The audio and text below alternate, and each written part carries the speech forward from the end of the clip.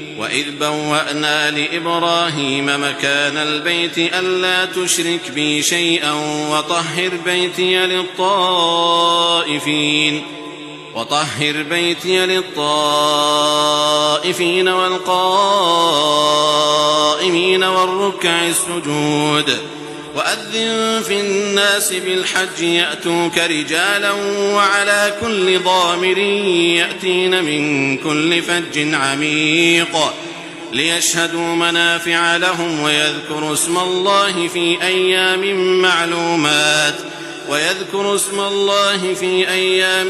معلومات على ما رزقهم من بهيمة الأنعام فكلوا منها وأطعموا البائس الفقير ثم ليقضوا تفثهم وليوفوا نذورهم وليطوفوا بالبيت العتيق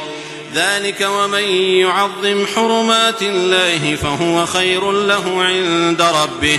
وأحلت لكم الأنعام إلا ما يتلى عليكم فاجتنبوا الرجس من الأوثان واجتنبوا قول الزور حنفاء لله غير مشركين به ومن يشرك بالله فكأنما خر من السماء